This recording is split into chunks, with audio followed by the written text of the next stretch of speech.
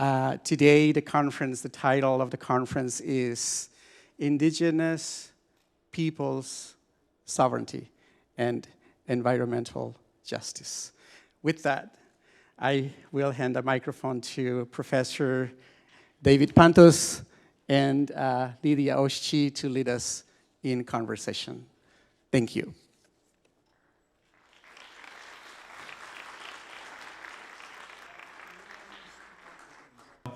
We did all that amazing stuff at the beginning, and now I have to follow that somehow. I have to follow the Governor General believes. So we're going to have a plenary now, and then a break. Then we'll have a panel, because there's a big difference between a plenary and a panel. And then we'll do a lunch break. And we're so excited to have food prepared by Chef Anthony Warrior. Right? This summit is the gift that keeps on giving. And then we'll have an afternoon panel and concluding remarks and future conversation. That'll be with Lance Foster and Luis Marcos. So let's, now that we've got everyone assembled, I'll introduce myself. So my name is Dave Pantos. I'm one of the co-moderators, and I'm just so excited that this summit has come together the way it has. This really started as a conversation that Luis and I had over the phone several months ago, and it just seemed kind of pie in the sky, but it was like, hey, there's so much amazing stuff going on as it relates to Pishanishim and Indigenous people's rights right here in Omaha, and I was like, we need to get some focus and attention on that, the best way to do that is a summit, right? I mean, everyone knows that. So it kind of went from there, and just thanks so much to everyone who put so much time in to make this happen. So I'm a local attorney. I've been working in coordination with Luis and his various projects. And if you know Luis, he's got 18 things going at once. He's like incorporating economic development corporations. He's trying to purchase hundreds of acres of land to revitalize regenerative agriculture. He's trying to get his own building. And other things I don't even know about that he's like jetting off all over the world for. So it's just an honor for me personally and professionally to be part of his vortex of amazingness. So I'm just so happy to be here. I teach environmental law, and I also teach sustainability at UNO and private practice as an attorney. And some folks may know I'm also running for Douglas County Attorney. This is not about that, but you should totally vote for me. And if you're not registered to vote, what the heck are you thinking? I know there's, right? She just moved here, it's fine. And then my co-moderator, someone who we just met recently online in terms of the Zoom that we had in person. So honored and privileged to be here with Lidia. And Lidia, introduce yourself and all the awesome stuff you do. Thank you, Dave. Oh, thank you, Dave. Good morning, everyone. This is such a pleasure. I feel humbled to be with every one of you today.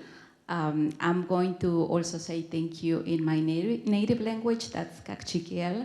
Zakar Rukushka, Rukushulev, Ahav Hanila Matiosh Chave, Ayon Irchwe, Dinutinu Vechin Koveve, Inkutuh Parubi, Ronohel Bachalar, Katit Hamama Rik Ochohaj, Rusil Kivech Konohel. And I was just asking and thanking how God for giving us life, and also asking for everyone who is not here today, and also asking them for blessings for everyone back home. I am from Chimaltenango, Guatemala, and as David mentioned, I just met Luis a couple of months ago, and I couldn't help to jump in and also be part and support as the best as I can the efforts that he's doing.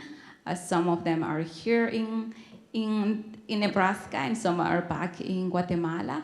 And as for myself, I'm part of a leadership team in Guatemala, one of the few organizations designed, led, and run by Indigenous women. And we have a holistic educational model for Indigenous girls in rural Guatemala. And our aim is to empower the young generation of leaders to become the transformational change for Guatemala. And so with this, we're celebrating our identities, and I believe we're here with a mission. And there is a reason that every one of you got this invitation, and these conversations are aiming to join, come together, and unite for this land that every one of us love deeply, and to keeping going. So with this said, I would like to introduce our first speaker. It's Timothy Rhodd, Iowa Tribe of Kansas and Nebraska. He's the chairman of the Iowa Tribe of Kansas and Nebraska. He's serving his 4th consecutive term as chairman. He previously served 1 term as secretary. He advocates for soil health and human health, environmental concerns, water quality and quantity, food sovereignty, and financial sovereignty. So please, let's welcome Timothy Rhodd.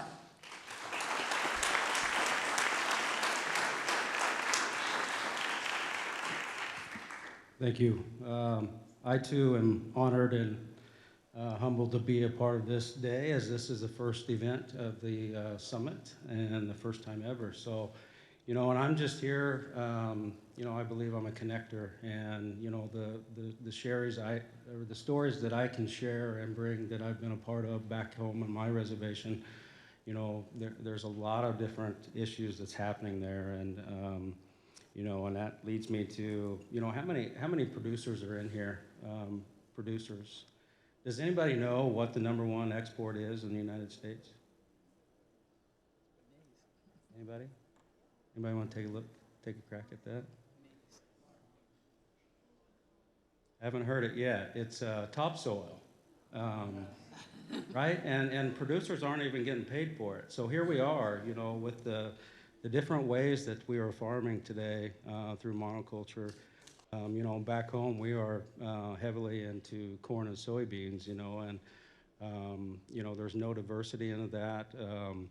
Heavy synthetics are being produced and applied throughout the land and in the air, and it's running off, and it's taking topsoil and it's taking nutrients with it.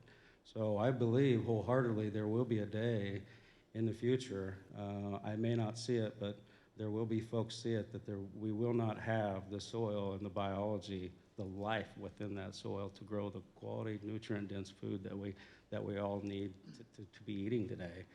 And through education, that's where my biggest change had came. And I was young. I was 27 years old. I was elected as a tribal secretary. I served a 3-year term. The chairman had got sick before me and asked me to step up and continue to lead. So that's what I did. He left me some pretty big shoes to fill. But what I've learned is, being there, born and raised on our reservation, never left, and the different changes over time that I can remember as a young boy, and I'm seeing these things today. That our trees, the timberlands being taken out, for $3 bushel corn. And it's not making any sense. And all of these environmental changes are real, and they will catch up with us. And it is our and my goal for my tribe to, educate ourselves and, make sure that we are reinvesting into, our youth and our generations, because that's where we're going to make headway into this. Is the biggest changes is through our young ones. And so Lewis and Clark, the Missouri River borders our reservation, and in their memoirs from years and years ago, they talk about heading upriver, and they actually stopped near our reservation. And in those memoirs, they are talking about 11 inches of humus. And if we think about that, humus is topsoil. And how much topsoil do we have today, compared to those memoirs and those documents years and years ago? So it just shows how far we have came and destroyed the soil. And, that's one of the things that I've educated myself, that I wasn't educated early on in ag is it is a life beneath the soil, and it's out of sight and out of mind. And that's where we are investing into the soil biology, because that's what we believe, that's where it starts. Once we change the way we farm, we're able to feed that biology, which will feed the plant, that will feed the animals, that will feed us. And, we have many, many different issues, environmental issues that's happening within our reservation. So monoculture, corn and soybean, heavily synthetics. We own and operate our own water system. Our water system for many years has been steadily increasing with nitrates. And just over the last few months, we've reached 9.8 is the level of, so we're just right there. Just about a couple months ago, we drilled another well. That well tested at 2.5, and about 3 months later, it's back up to 9.2. I just got the test last week.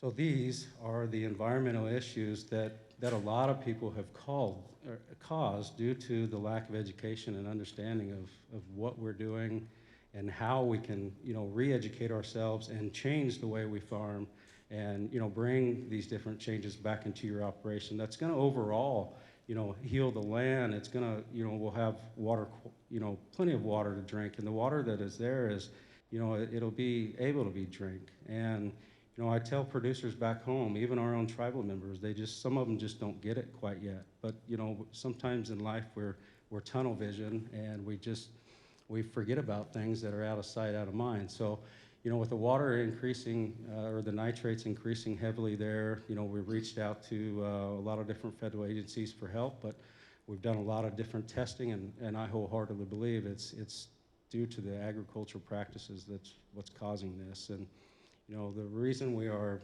the topsoil is the #1 export there is, we're not infiltrating water anymore.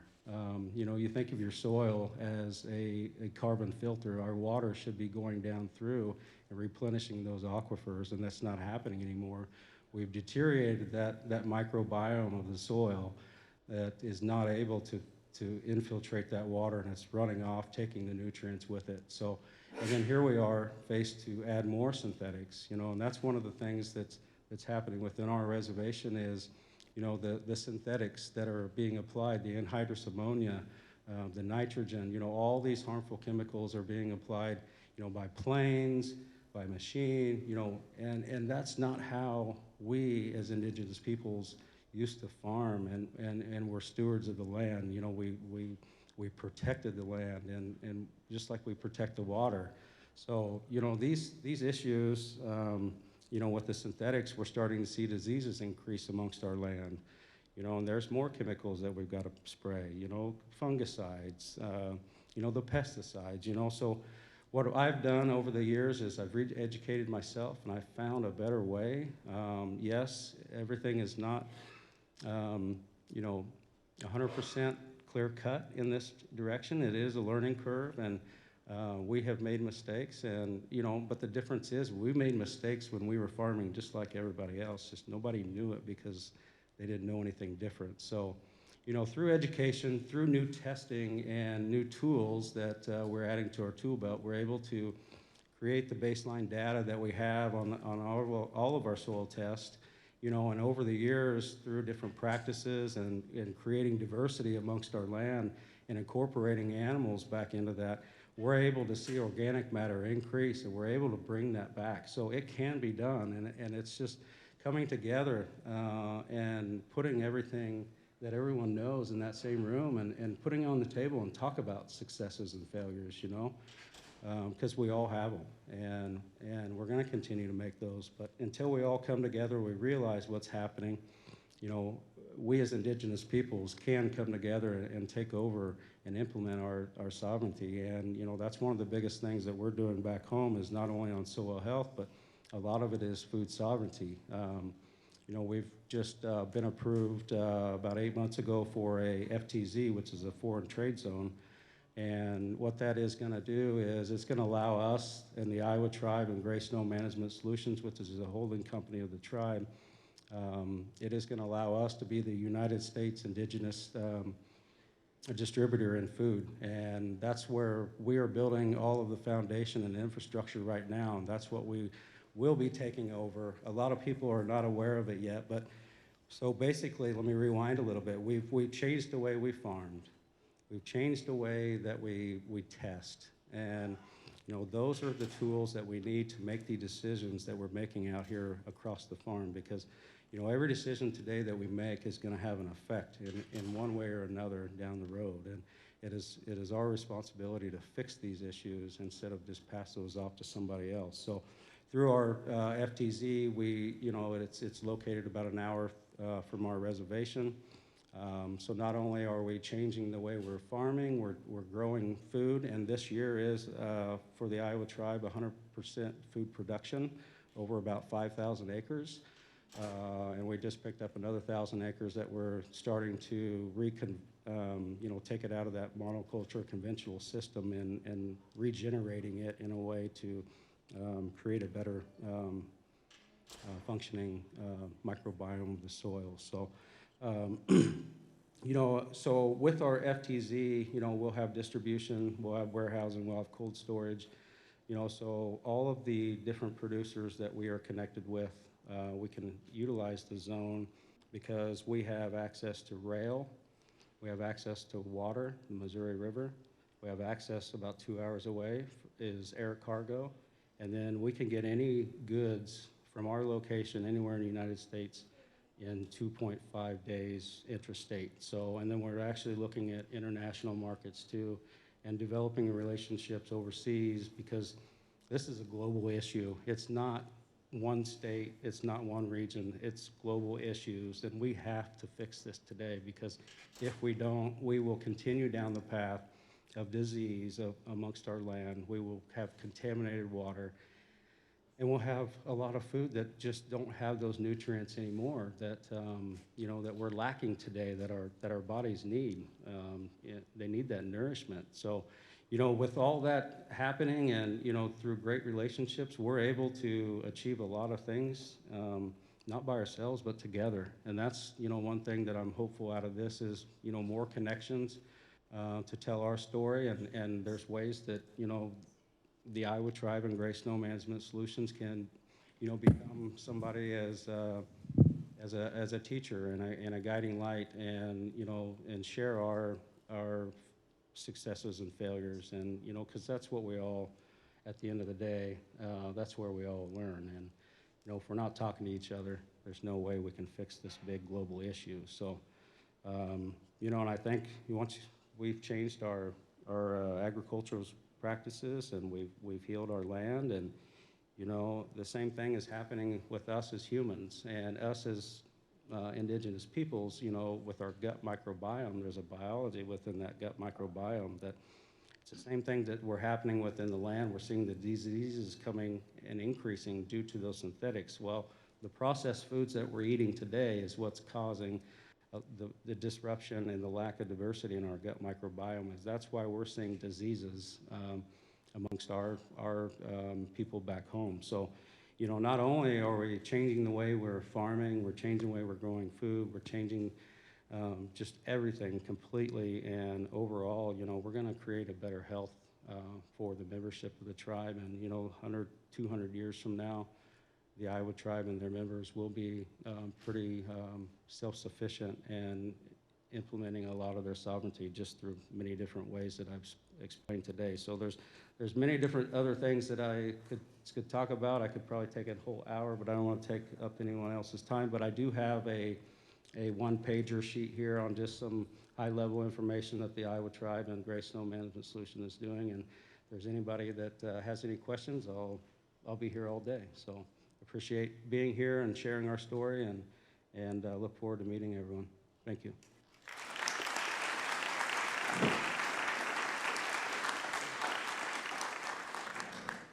Thank you, Chairman Rhodd. That was amazing. And just as a matter of organization, we're going to hear from all the plenarists or panelists, and then after we hear from them, we have a microphone where anyone who has questions for anyone on the panel can ask them. But let's kind of hear from everyone first, and we're just asking folks to kind of talk about the topic, but also the amazing work they're doing. And I think that was an amazing kickoff to that. I'm so excited to hear what's happening at the Iowa Tribe of Kansas and Nebraska. So thank you.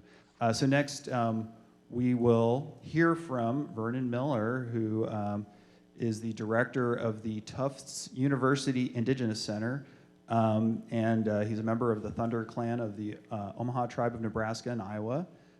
Before he went to Tufts, he's an area coordinator for Cornell University's South Campus, working with upper level and transfer students. He was also assistant director for Cornell's pre-freshman summer program. And in 2016, Mr. Miller completed a 3-year term on the Omaha Tribal Council, including 2 years of service as tribal chairman. So let's hear from Vernon Miller. Thank you.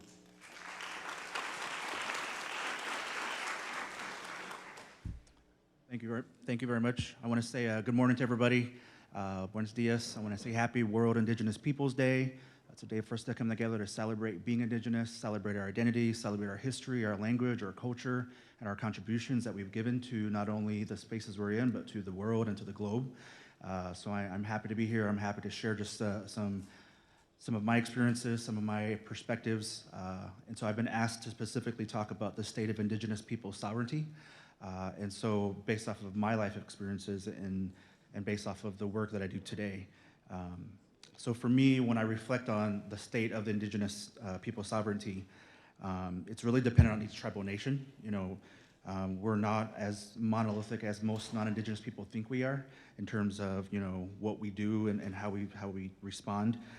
What is similar though is the trauma, the historical erasure, exploitation of our lands, of our bodies, and the constant attempts of genocide of our language, of our identities through blood quantum, our ancestors, and today the legislation that we see passed on the federal and the state level, as well as what we've recently been going through with the Supreme Court rulings that's been released.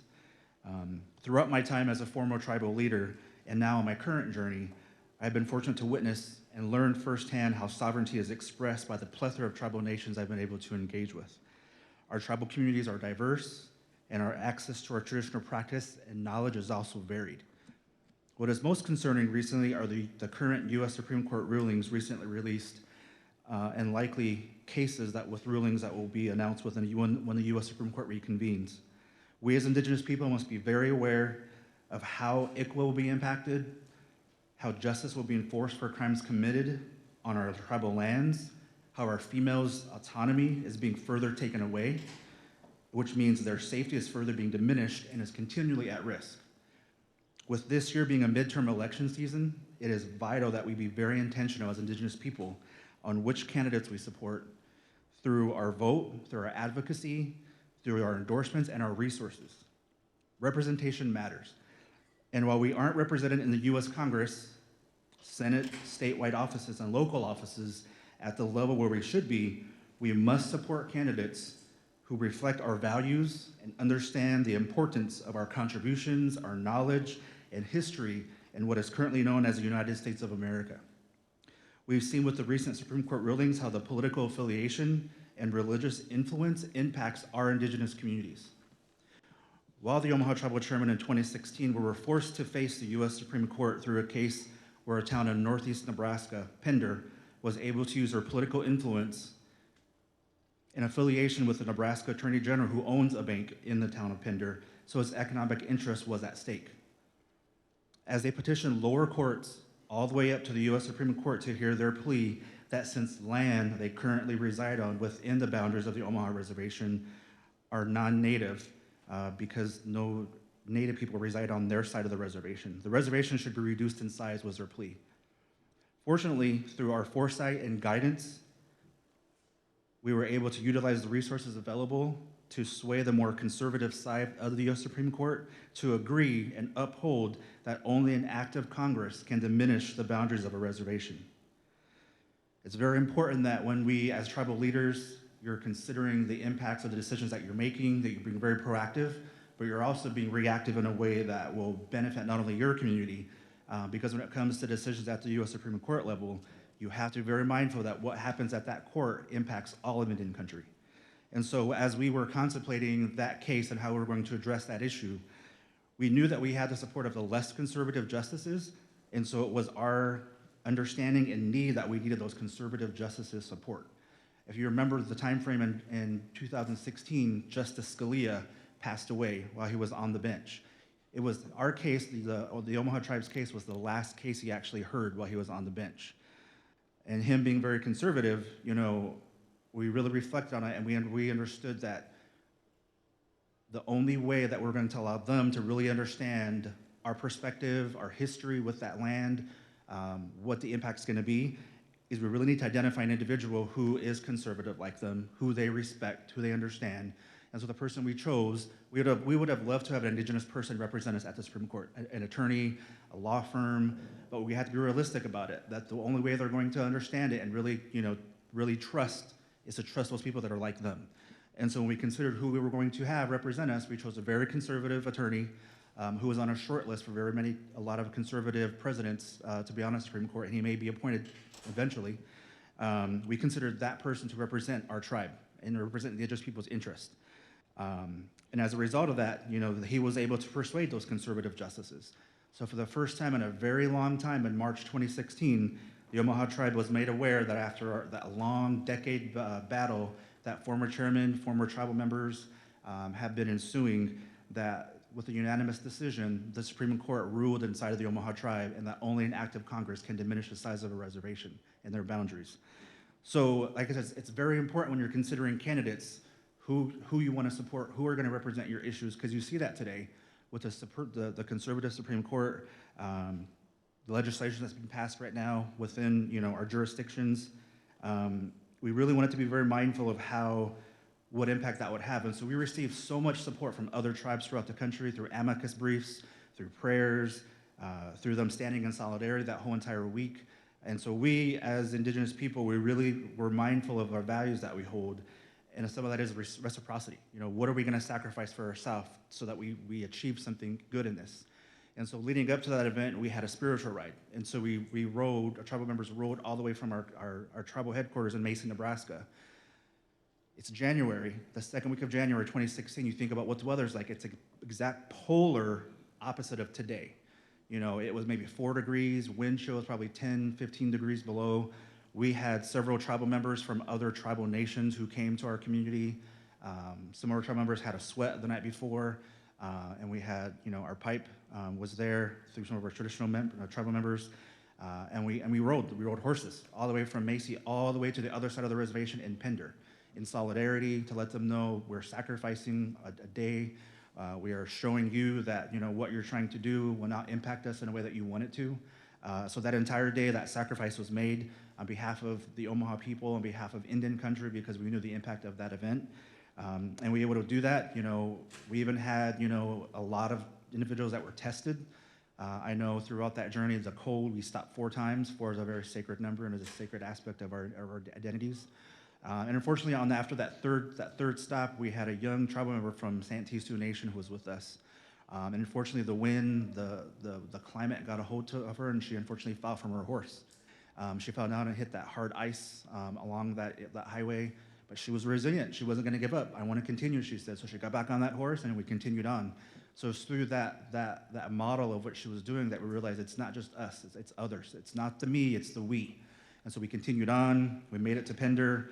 There were other tribe members there. We offered a prayer. We offered, you know, words to the community that was watching us as we drove through the middle of town. We walked through the middle of town, rode to the middle of town. They were able to see like who we are, who we were, what you're doing is not going to impact us. This is Indigenous land. It's always going to be Indigenous land. But when I tell that story, and sure, that court sided with us. That court has changed. There's new justices that are on that court now. You're seeing now what the majority of them are doing with overturning cases. So it would not surprise me at all if this case, because of the political affiliation that some of the people in Nebraska have with individuals there, it would not surprise me if that case came back up and they made another decision and reviewed it. So you have to be mindful of who you're supporting as candidates, who you're electing, who you're supporting, and what impact those decisions are going to make and those policies that they're enforcing and they're reinforcing.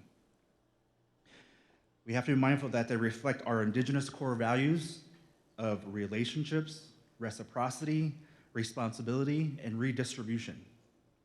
Derived from the Americans for Indian Opportunity Ambassador Program, AIO, the Ambassador Program is the only national leadership initiative in the United States encouraging their ambassadors to weave their respective traditional tribal values into a contemporary reality. I was fortunate in 2010 and 11 to be one of those ambassadors, and 11 years ago today, I reflected on where I was on this day, and I remember our cohort, we traveled to South America, we traveled to Peru, and we celebrated with the indigenous people from the Andes Mountains, from the rainforest, and from our tribal communities that we came from all across this country. And we also had a sister organization in New Zealand, AMO, the Advancement of Maori Opportunity. They traveled with us when we were down there for 2 weeks, as well as our relatives in Japan that I knew. They're indigenous people of Japan. And so I asked the question as I go, so what's the relationship between Ainu and a samurai? And I should have known this, but they're like, well, we're older than a samurai. And I was like, wow, that just made me realize that, as indigenous people, we're older, we have been here, and there have been subcultures that have been created from us. And so that's something that really put in perspective their history. So with that, it provides a creative collaboration of curriculum, experiential learning activities, mentorship, personal reflection, dialogue with national decision makers, anti-racism, culture of oppression training, community organizing, communication skill building, and a discovery process into traditional core values. So the first value, relationships. It's much like kinship. It is the most profound sense we are all related, and we already know this as indigenous people. Humans are related both to each other and to all things. As Western scientists are now learning, we and all matter are the very stuff of stars, meaning we have a kinship with rocks, planets, and the earth. The concepts of relationships includes the need to value each person, group, element as an important part of the whole. Valuing others and relationships leads to peaceful coexistence and consensus decision-making drawn from diverse perspectives. Another value we all share and hold is responsibility. It's that community. We have a duty to care for our relatives. Each human is accountable for the well-being of their kin. If we call the earth our mother, then we have an obligation to take care of her.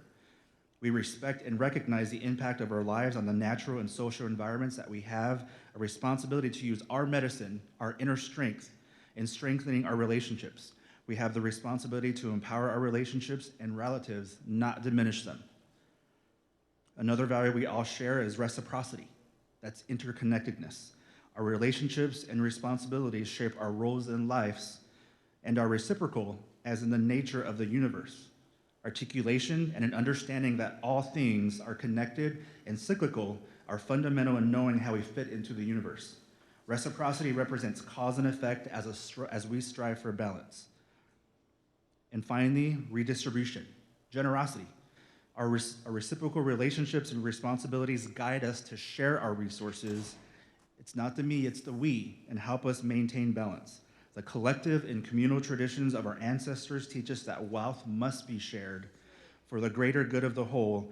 In contemporary society, that includes the sharing of information, knowledge, and resources. So as I close in sharing what I feel is a state of indigenous sovereignty in the spaces that we're in, please consider how we must make decisions today for 7 generations ahead, like those from 6 generations before us, offer their prayers and sacrifice so that we can exist today. When it comes to environmental justice, I reflect on when I was chairman in 2016, and I was a part of the Great Plains Tribal Chairmen's Association, and we received several phone calls and different meetings that we had prior to what we now know as Standing Rock and what has happened up there with the pipeline and the No DAPO movement. Chairman Archambault reached out to us a few days before our powwow about this time of the year in 2016, 6 years ago. He says, I just want you all to know I'm going out there. Our youth have started this. I want to join them in solidarity. I may be taken in because I'm going to stand at that front line. And sure enough, within a matter of hours, he was arrested. He was detained. He reached out to the chairman in the Great Plains area to please come up, please show our support. So I automatically hopped in my car. I went up there, stayed with the community. And I wasn't really fully anticipating this, but there was like, hey, put this phone number on your arm. And I was like, whoa, why am I doing this? And then so it was in case I was taken in. And I went to the front lines, and you walk in and all you see is all the county sheriffs, the state patrol. They were all lined up along that road. And so I went and I was like, well, if this is what it's gonna be, it's gonna be. But I was there as a tribal leader. I was very fortunate that they didn't take that action that day, but it was so powerful to be there in community, in solidarity with those other tribes, with the Standing Rock tribe, with other tribes in that nation. This was prior to everyone mobilizing and coming to the community. And so for me to witness how that movement grew into what it became was really impactful for me and the role that my tribe had in being up there in the first response. We left our flag, and after that we learned other tribes started leaving their flags to show that they were there, they were standing in solidarity with Standing Rock. So I just wanted to remind everybody, stand with one another. There's a plethora of things happening within our country alone that are happening globally as well. Mauna Kea in Hawaii is still going on. There's pipelines still trying to be built throughout the Indian country. But just remember to stand with one another, support one another, remember our values, but also as this is a midterm election, so you're going to be mindful of who you're electing, who's going to be elected. But I want to close, I want to be respectful of other people's times as well. Thank you for the planning committee for bringing us together, and to all of you for your interest and attention in this topic. Kategaho.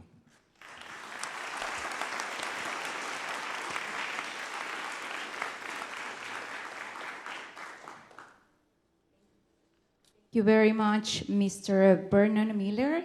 And I would like to highlight a couple of sentences that he mentioned. Representation matters, and it's pretty much the same fight as here in the US or Guatemala, where indigenous people are at least 42% of the population of the country, but representation is only about 10% at the most. And women are about 1% in Congress. So representation matters, and also highlighting the values of the community, responsibility, respect, and also solidarity. I think if we all share these values, I'm sure that we can even create a bigger community, and also a community that would be caring for each other. Thank you very much. Next, I would like to pass and also welcome Dr. Anabel Ford. She's an archaeologist and anthropologist, a specialist in the MAIA lowlands for more than 4 decades. Since 1986, she has been the director of the MesoAmerican Research Center at the University of California at Santa Barbara. In 2000, she became the founding president on nonprofit Exploring Solutions Past that promotes the MAIA Forest Garden and El Pilar. Dr. Ford has written more than 100 articles as well as books.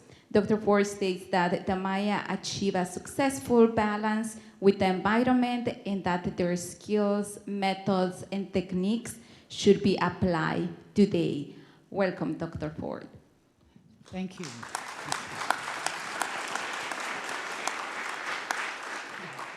I'm here in large part because of the Belize delegation here, and I'll say Buiti Binafi, which is Garifuna for good morning. I myself could say Slante because I'm Irish in extraction. I really want to thank the previous speakers, because they brought up so many points that are really important to my work, which is exploring solutions past. It's not that something is novel and that we need to discover something, but what we really need is to appreciate the kinds of land use strategies that have been on these lands before. And I think what Timothy Rhodd discussed really hones in on some of the issues that we are involved in. Master Forest Gardener Narciso Torres has a small 5 acres or 6 acres, Chakha Kol. It's surrounded by what is called conventional. Whose convention is this? I really object. I've gone and looked it up and several times. How come that is called conventional farming? And that's pitted against smallholders who are local and traditional. And that doesn't mean they have to be indigenous. They can be local farmers and really thinking very clearly on how to use the land.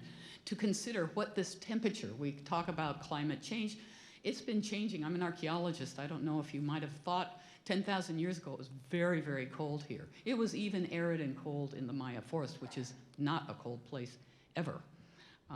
So temperature, if we have a tree, a bush, even something covering the land, you will have a lower temperature. I was with Narciso Torres, and I was creating a forest garden in my little base in Cayo. And I don't like at least I didn't like, I've changed my mind, this thing that's called an almond tree. It's South Asian or Southeast Asian, and it's It grows like crazy, creates a lot of good shade, I do admit. But I like my MAIA forest to promote. And I see that little almond tree popping up everywhere because animals really like to eat it and then move it around. And I was talking to Narciso in my yard. I said, I don't think we should have that almond tree growing there because it was a little sprout. Another colleague of mine, another MAIA forest gardener, Alfonso Sewell, says every sprout is a recommendation. So Narciso says, that's right, we should not have that growing there. So a couple of weeks later, I'm saying, gosh, it's still growing there. He says, Anabel, it is the dry season. We can decide to take it out later, but it's the dry season now. What it was doing was cover crop. It was a cover crop, like we have the green cover here. So I learned that you have recommendations. Any kind of plant is a recommendation. You must yourself not use a weed whacker or a mower, decide whether that should be part of your life or not. And there are different ways they can be part. They can be part now, and then later they don't have to be a part of it. And then so I learn every day from these MAIA forest gardeners. Really one of the first things, I don't want to put Narciso on such a pillar, but I really have learned a lot from him. And it started with my archaeology, and I wanted to look at environment and settlement. And when I started my field work in the 1970s, it was traditional that the MAIA destroyed the forest, and how they lived was in big cities, and there was rural areas, exactly how we live here. And I thought, well, let's go look at settlement and environment. Everyone looked at cities. Why don't I look between cities? And I looked at an area 30 kilometers between two major cities, Tikal and Yaxha, in the MAIA forest of northern Guatemala, and found that there were some patterns, but the reasons for those patterns, I mean, I knew they had to be agricultural, but I didn't understand what they really were.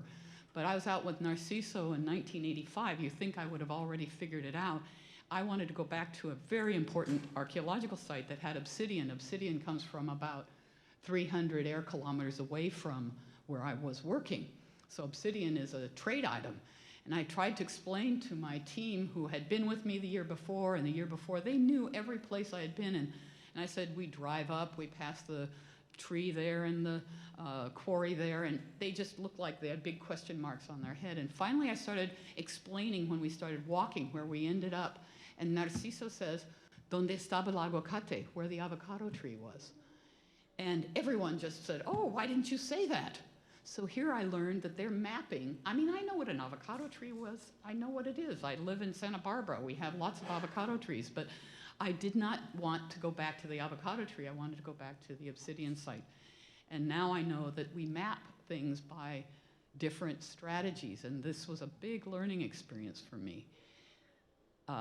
Another learning experience that told me how strange it is. People also say, archaeologists I should say that the MAIA, you know, they destroyed the forest. I don't know where they thought they were getting shelter. We're mapping house mounds and they're supposed to be houses on them, and they're perishable, so I don't know what perishable things they are. Maybe it's magic wands. They aren't thinking about what they lived in. But it wasn't just what food there was.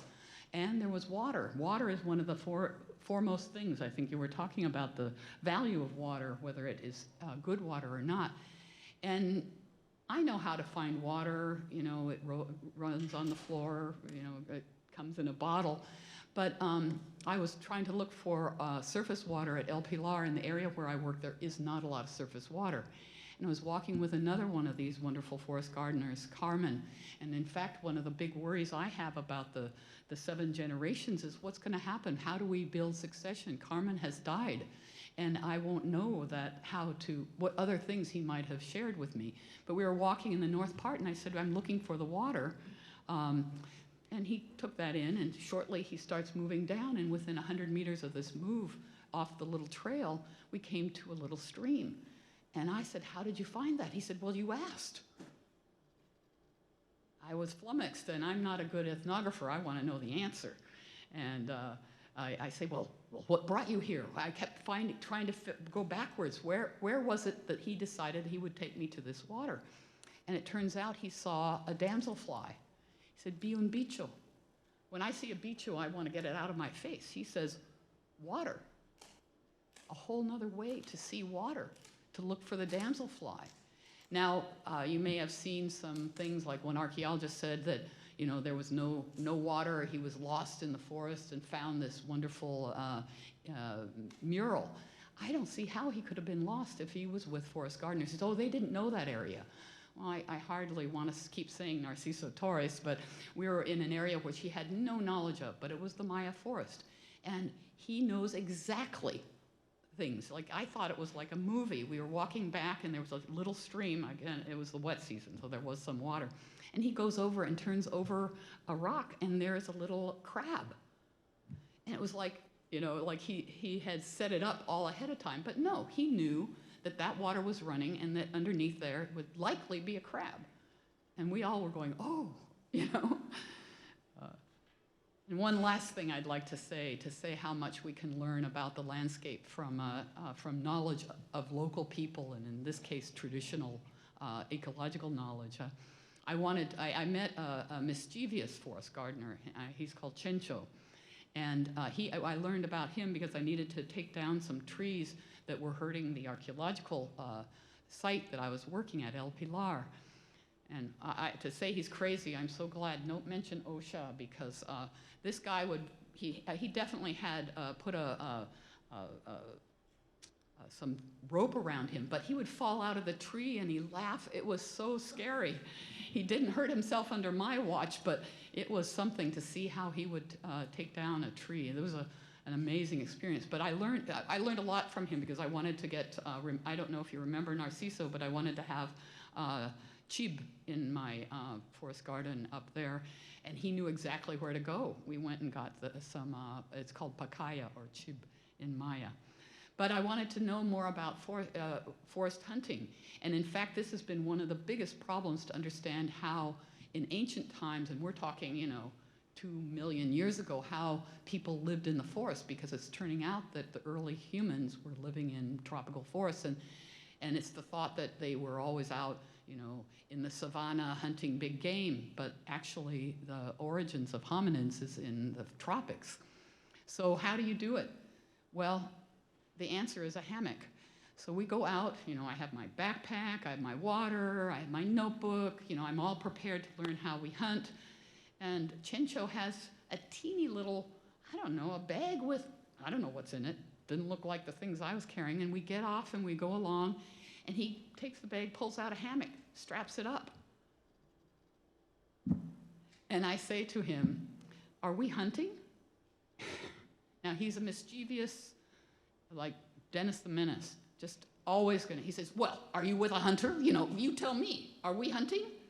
Like, you asked me, so I guess we're hunting. Okay, so I sit down on the ground. He says, just be quiet, and he takes a nap. It's his siesta. I mean, he didn't tell me to bring a hammock. Like, I would have liked that. Anyway, not too long passes, and up walks the agouti, and he takes the butt end. He doesn't have a dog, just has a shotgun, and hits the animal. There's the meal.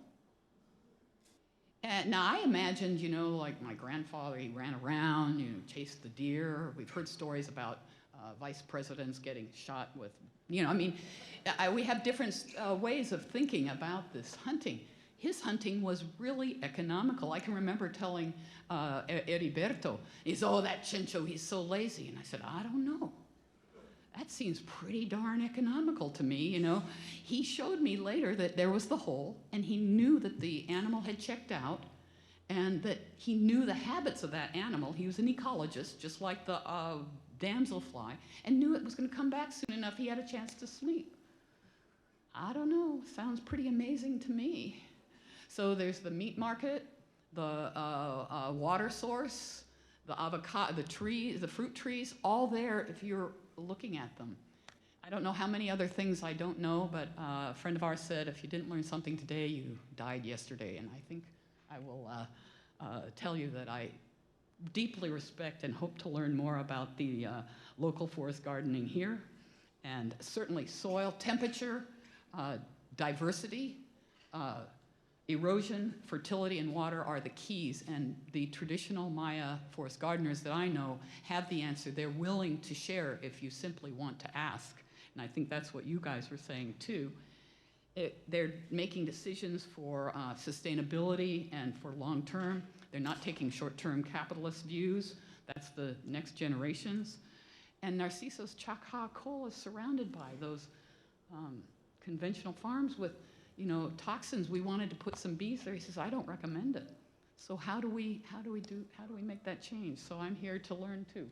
Thank you.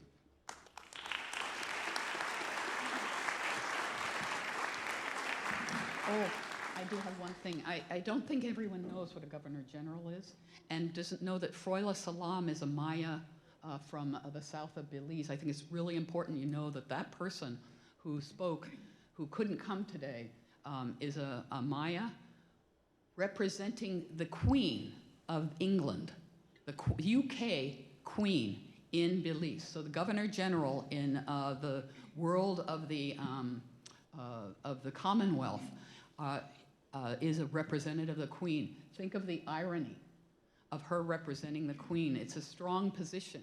So I really hope that you reflect on what she said and the kinds of challenges she must face as Governor General. Thank you. We could have gotten the Queen, but we decided to go with the Governor General because she's way better. So, thank you.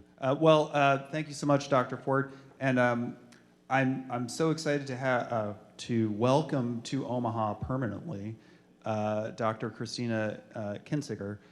She is the Claire M. Hubbard Professor of Health and Environment, and shout out to the Claire M. Hubbard Foundation, which is a big supporter of Pishanishim. So, yes, love our local philanthropists. So Kristina is an epidemiologist with 12 years of combined experience in public health practice. Public health, super important. We need to support that more. Her research interests include environmental epidemiology, disaster epidemiology, infectious disease epidemiology, all the epidemiologies, impacts of climate change on human health and health disparities, super crucial today. So literally just started here in Omaha in the last few weeks. She's the Claire Hubbard Professor of Health and Environment at the UNMC, the medical center here in Omaha. I think she just moved here like 2 weeks ago, and I was joking before, she still has her Tennessee driver's license.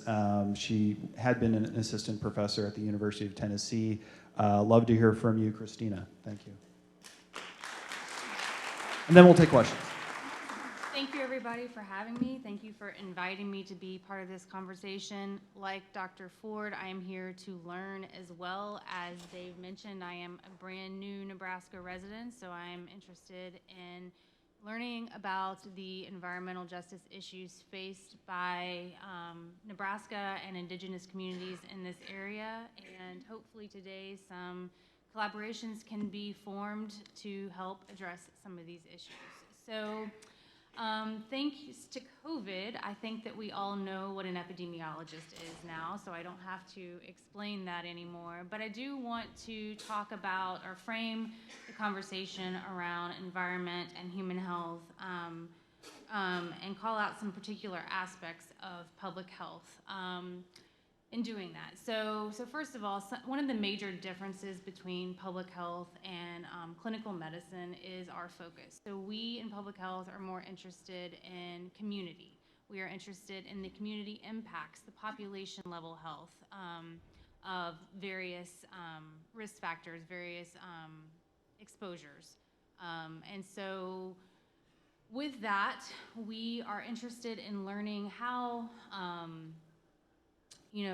different exposures to environmental toxins or environmental threats or harms can impact human health. What puts individuals more at risk for negative health outcomes from some of these exposures? What are the protective factors maybe that can help improve health outcomes? And so climate has been a big topic of conversation lately, and so that is one of my main areas of expertise are the impacts of climate change and extreme weather on human health. And so I think when we think of climate impacts, we think a lot about the impacts on the built environment, on our infrastructure, on our livelihoods, how it's impacting agriculture and industry and all sorts of things like that. And we often fail to realize all of the direct and indirect impacts that it can have on our individual health. So, you know, we've seen recently a lot of flooding events, and, you know, flood can lead to drownings and injuries. So those are some of the direct impacts I'm talking about. But there are plenty of indirect impacts as well. So, for example, we've been experiencing more prolonged and extreme drought situations through much of this country. And drought can impact our health both directly, you know, through respiratory impacts, creating more dust and particulate matter in the air, which can impact our respiratory health, but can also have impact on other health systems. So it can impact our cardiovascular health. It can impact our mental health. So when you know, you're experiencing drought, that affects your livelihoods, and that is going to create anxiety and depression and other things like that. So there are a lot of different ways that we can be impacted by climate and extreme weather. And so these impacts also differ by hazard. So just depending on what the climate or extreme weather impact we're talking about, we can experience different effects from that. And so you know, we've been hearing a lot about heat lately in this area because it has been rather hot. We've been experiencing a heat wave, and so, you know, we all have to be aware of some of the risk factors that put some individuals at, you know, greater risk of poor health outcomes, heat exhaustion, heat stroke. So typically we think about the very old and the very young being at greater risk, but we also have to think about other factors. So what does someone do for a living? Where do they work? Are they indoor? Are they outdoor? Are they in a healthy indoor environment? What kind of medications they take? A lot of people aren't aware that many of the medications that you take on a regular basis can impact how you respond to heat. So things like antidepressants, beta blockers, blood pressure medication, and even antihistamines that you might take for allergies can affect how you relate to heat, extreme temperatures. Another thing that I wanted to mention today is, you know, when we're all this talk about our climate policies and some of the legislation that we hope gets passed related to addressing the impacts of climate change, well, that typically relates to climate mitigation. So mitigating or addressing what is happening, like, and stopping the process. But what public health tends to deal with is climate adaptation. And so we are more concerned with how we address what is already happening, what we can't stop, what is already like in process, and how we learn to live with those effects. And so, you know, related to that, part of, like was mentioned, I come from public health practice, and so I combine my academic research with creating tools and best practices to implement in the community, in public health practice, to create, you know, have a sort of a research to practice approach. And so one of the things that we hope to understand is which adaptation or intervention projects are actually useful, which will actually be successful in dealing with the impacts of climate change on human health and human systems. Just because something works in one community doesn't mean it's going to work in another community. And so working with communities, listening to their needs, and adapting these projects, these interventions, these methods for dealing with these impacts is something, you know, that we are also working towards in my field. And I know we are a little behind schedule, so I'm just going to stop there and let us have some time for questions and answers. Thank you.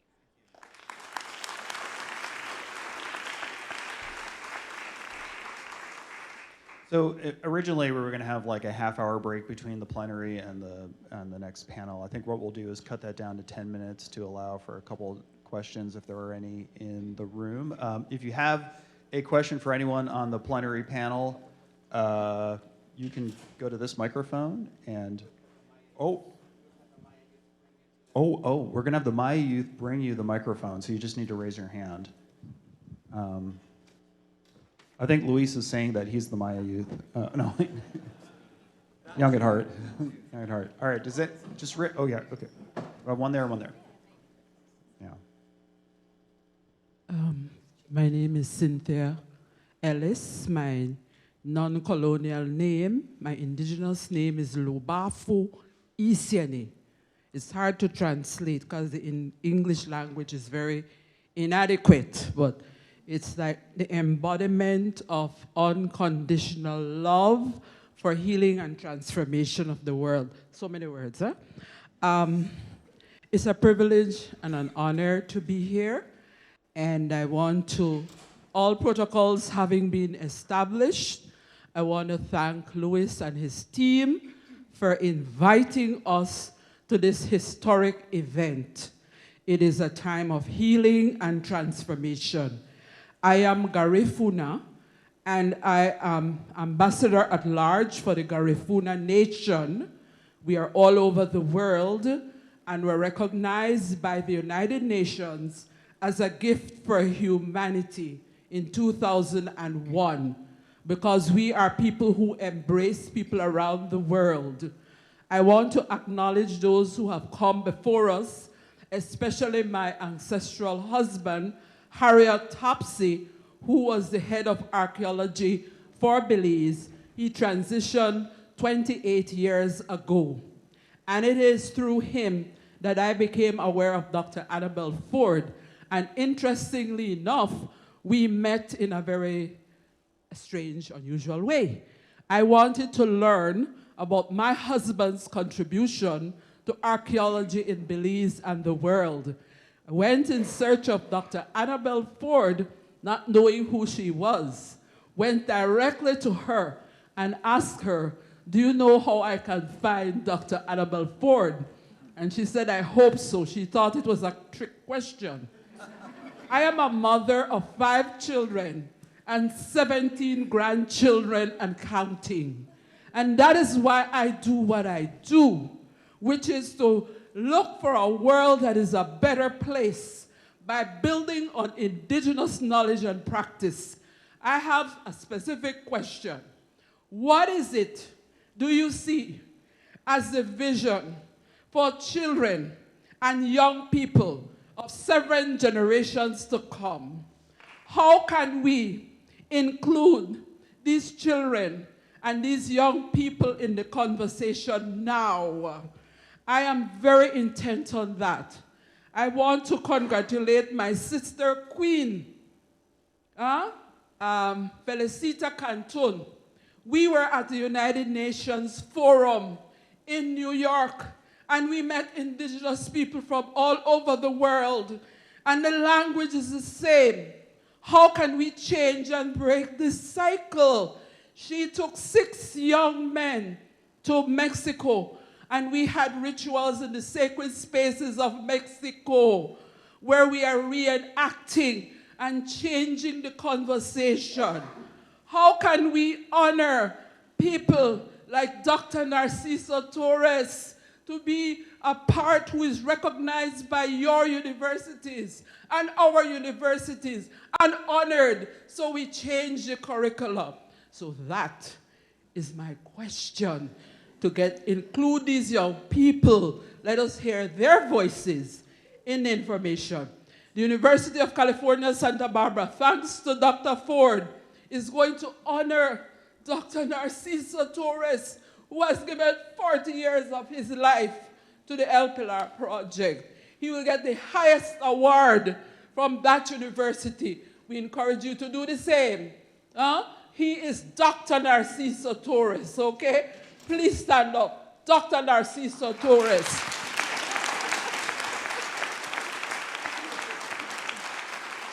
So my question, how can we change the curriculum, as the brother was saying just now, to support one another around the world so that it reflects, honors, validates us, as indigenous people who have given our lives.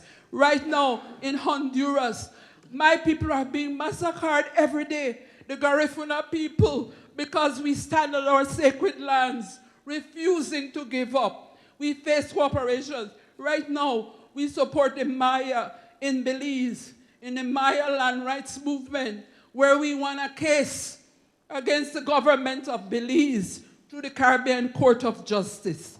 This is the language. We want to join you in a change. How do we do this?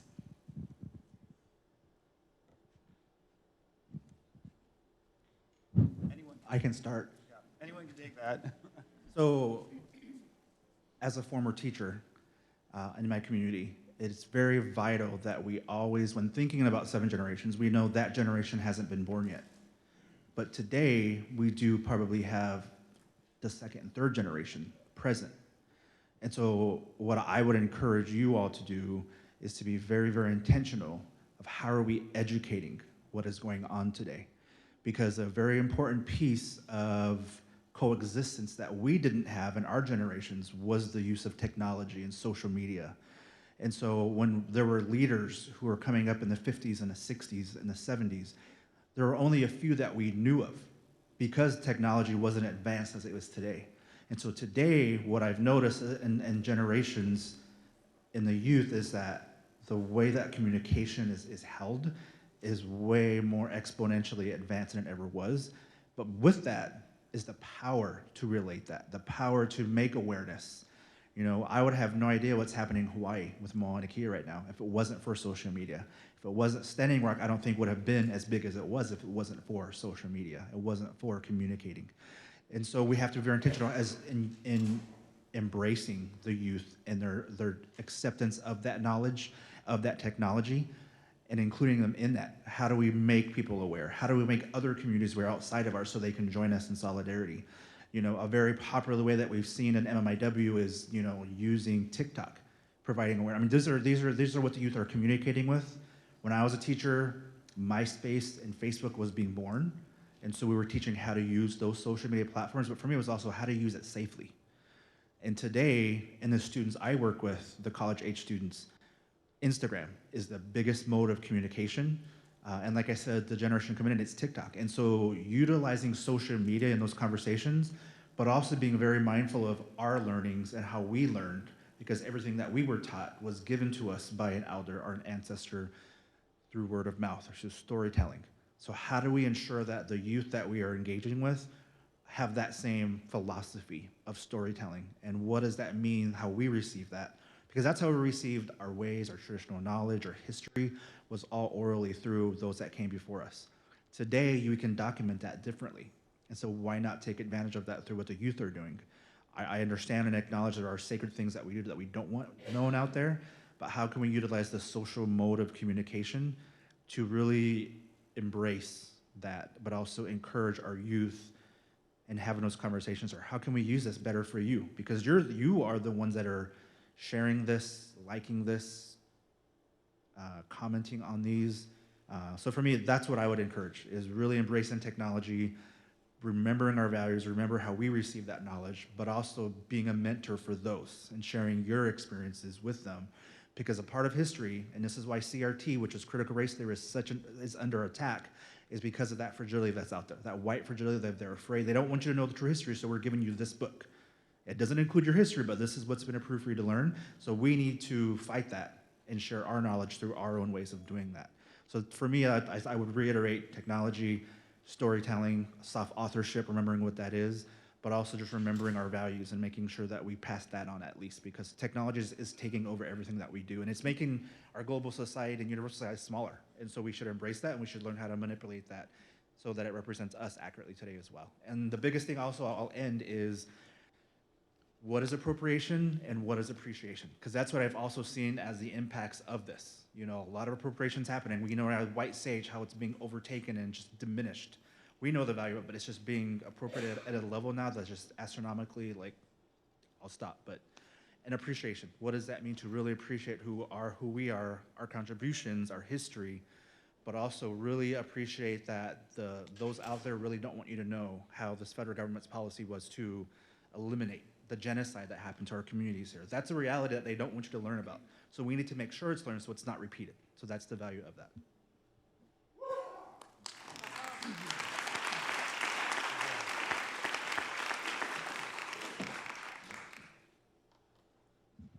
Well, I concord. Education is really at the base, and I think in our project, that's one of the main pillars, and how do you outreach? And I'm not really good at all that social media, but I'll take your advice and see how we can use it, and I think that different aspects of the web and so forth can be used in how we can, and that's a way to go beyond just the local area. I really thought that was interesting how you said that when you were growing up, the people you learned was not from Facebook or something. And now we can't stop it. Well, thank you for that. Great, and wow, that was amazing. Thank you for that. And I want to make sure we have time for at least one more question. John. Oh, my name is John Papan. Oweton is my native name. I wanted to ask about the panel, how do we encourage and advocate for the return and the validation of traditional herbal medicine plants? Because through the deforestation, a lot of these plants and the knowledge of how they can heal us are being lost. And so, like, for instance, in the Amazon forest, as well as all parts of the world, there's traditional knowledge of these medicinal plants that are maybe being erased. And these are for our good health. These are the teachings that our traditional elders have passed on to us. So we need to be able to save that knowledge, and especially them plants that we derive healing medicinal things for. So I would ask, how would we encourage and advocate for that? And that's the question I have. Thank you. First, I think everyone should know that all medicine came from plants, whether it comes in a pill or not. So if we actually could promote that knowledge, that would be the first step in terms of the bigger story. But alas, the main way to understand plants and the communities they are in and what they are is practice.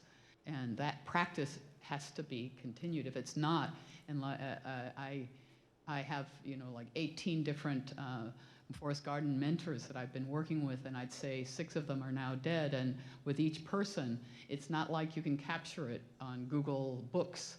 This is not something that's written. We can write down a recipe, but you cannot understand it without the practice. And I feel really, really strongly that we have to expand that practice. And I'm not sure, I would ask you, how would you suggest we do it? Or ask our other panel people who, education, we already said that, but I don't know, you can't really educate a practice on TikTok, I don't think. So it has to be out there. You have to be experiencing the bicho to find water, or the hole to understand where the animal is. So I don't know. That's a hard one for me. I want to know.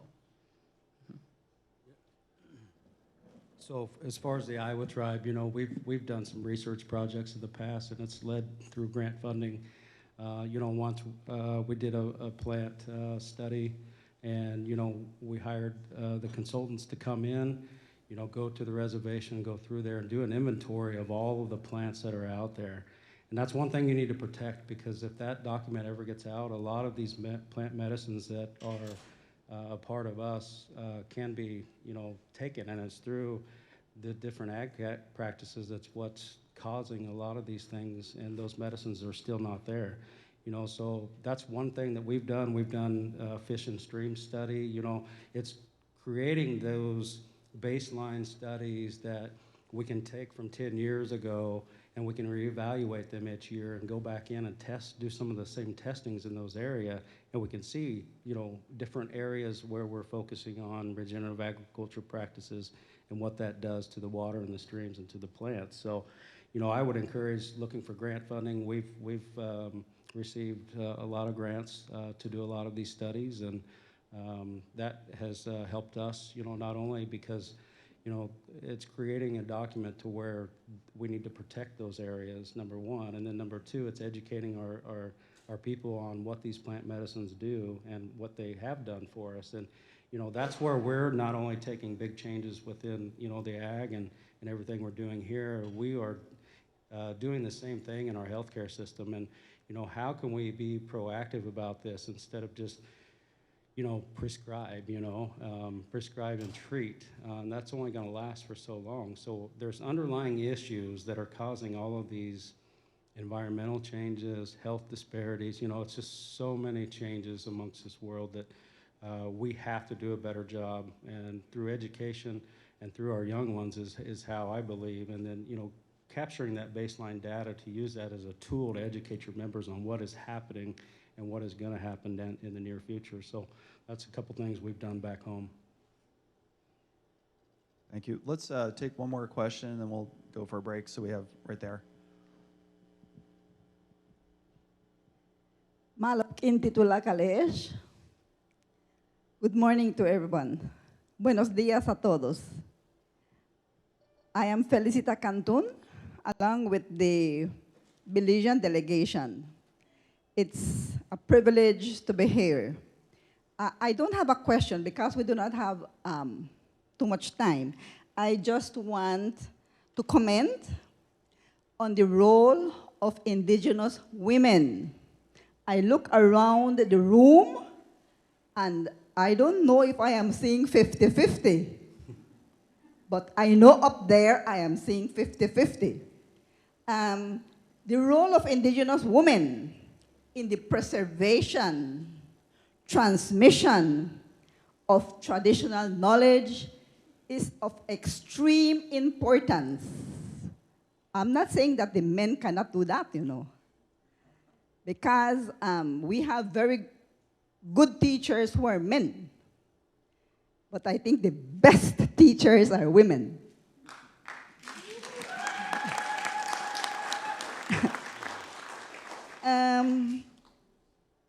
We know about the uses of plants as food, as medication. We know that the women are very instrumental in teaching, passing our tradition, our culture to the youths. I was so happy to see the youths this morning, and they were girls that performing on that stage for us. So, and the teacher, I am sure, was a lady.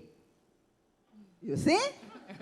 You see? So the role of the woman is so important. Our spirituality. I have seen several nanas here. Not much tatas, but more nanas than tatas. I don't know if I am wrong. Our spirituality, our language.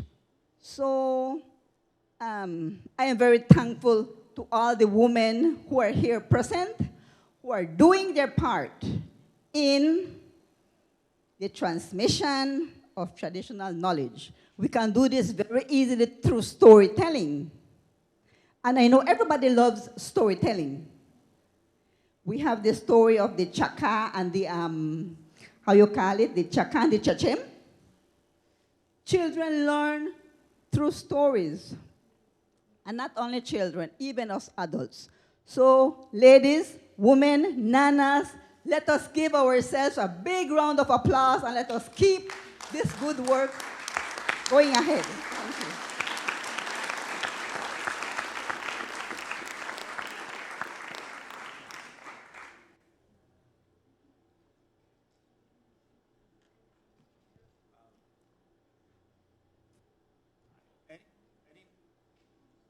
It takes like a minute before it starts then. I was like, I need to just wait. Any more questions before we move to a break? Okay, we have a whole bunch of questions. So many. Okay, so if there's a way, so the next panel is about food sovereignty. So maybe if you have food-related questions, that aren't lunch-related questions, you could wait until then, or we'll at least have one more question. And I do want to be mindful of the fact that we're a little bit behind and that we have another panel before lunch. So is it okay if we just do one more question and then? Okay, break. Great. Hello, I will be fast. So my name is David Manzanares. I am also indigenous, Chinanteco, Kiahahe Mukia. So I wanted to talk because lots of what we were talking was about like the nature and conservancy and so on. But so one thing is like maybe it would be good to talk to the Nebraska Game and Parks and the U.S. Fish and Wild Services, because as indigenous people, we have an equal seat at the table with the NEPA revisions. The NEPA revisions are the National Environmental Policy Review Acts that has when somebody's building like a highway or a big construction, there's lots of money that goes through that, and many times it destroys the environment. So biologists has to go and check what's happening to see some reparations that could be done. But the truth is also, as indigenous people, we have a saying in that table at the same level, but usually no indigenous people is there in these reviews with the Nebraska Department of Transportation. And that's lots of money, like every highway or so on is millions and millions of dollars, but none of those ever gets to any indigenous reservation because nobody ever goes there to the meetings. Many times I think like we are just not invited, but like also depends of us to maybe look for a way to get into that, because that happens like hundreds of those things go every month, like it happens, and there could be money that could be used for education, for like conservation, for getting things for reservations, but we just don't go there, and it exists. Just like how can we get there? Like maybe as group, as indigenous people, we should access to those things, and access to education or culture, art, and preservation, nature, and so on. But that's the only thing I wanted to talk about. Like when we talk about conservation, we don't really, I don't see much movement into that direction.